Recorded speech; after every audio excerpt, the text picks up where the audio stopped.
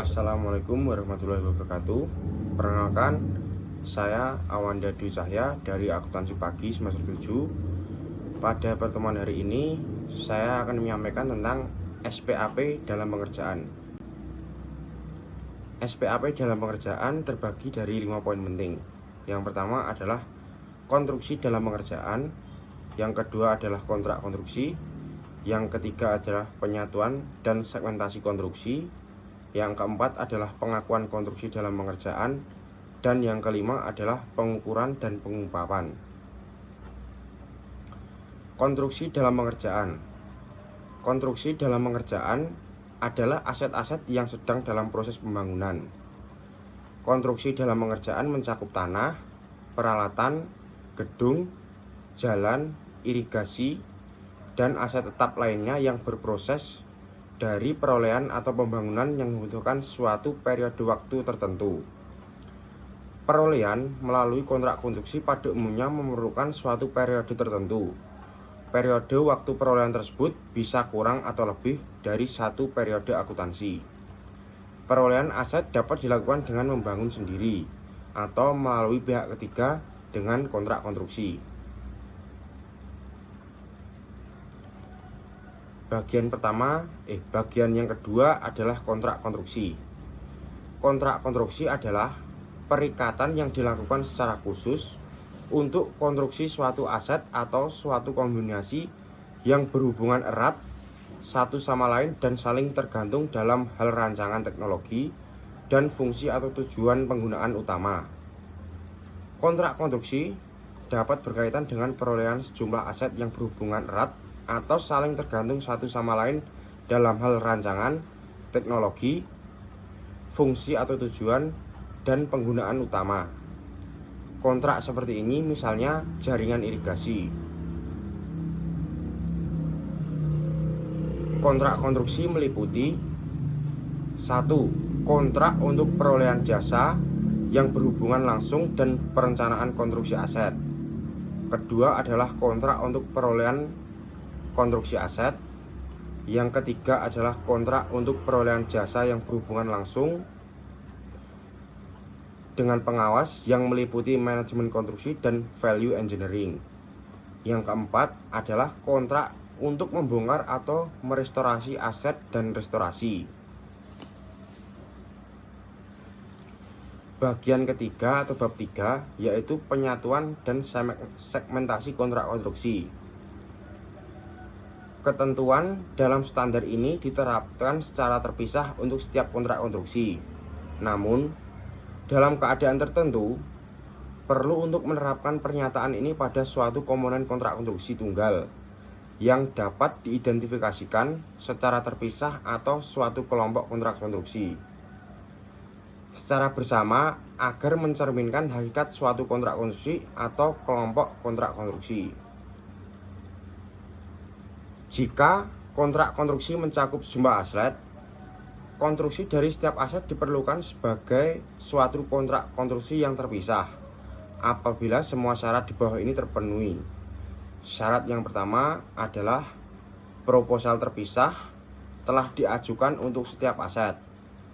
Yang kedua, setiap aset telah dinegosiasikan secara terpisah dan kontraktor serta pemberian kerja dapat menerima atau menolak bagian kontrak yang berhubungan dengan masing-masing aset tersebut. Contoh yang ketiga adalah biaya masing-masing aset dapat diidentifikasikan.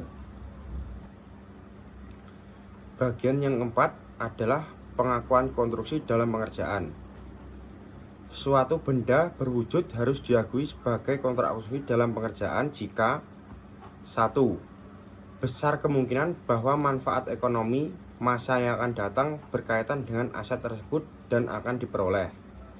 Yang kedua, biaya perolehan tersebut dapat diukur secara andal. Yang ketiga, aset tersebut masih dalam proses pengerjaan.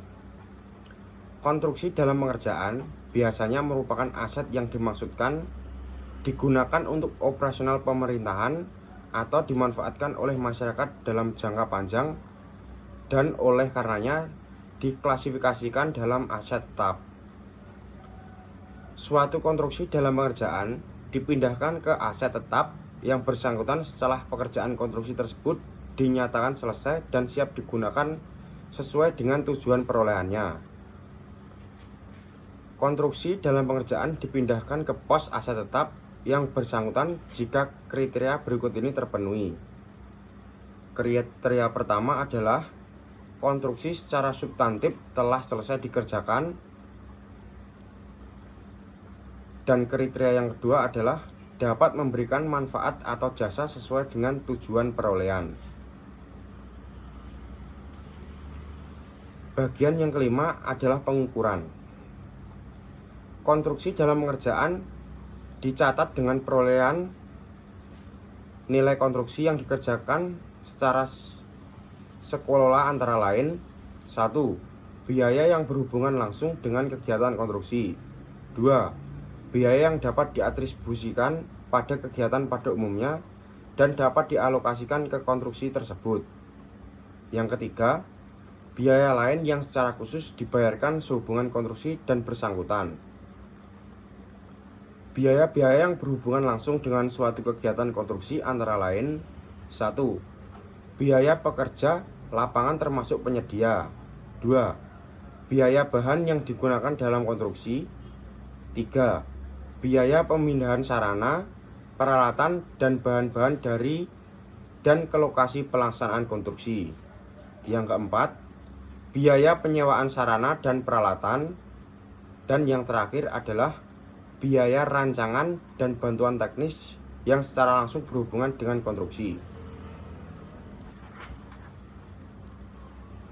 Bagian yang kelima adalah nilai konstruksi yang dikerjakan oleh kontraktor melalui kontrak konstruksi, meliputi termin yang telah dibayarkan kepada kontraktor sehubungan dengan tingkat penyelesaian pekerjaan, kewajiban yang masih harus dibayar kepada kontraktor berhubungan dengan pekerjaan yang telah diterima tetapi belum dibayar pada tanggal pelaporan, pembayaran klaim kepada kontraktor atau pihak ketiga sehubungan dengan pelayanan kontrak konstruksi.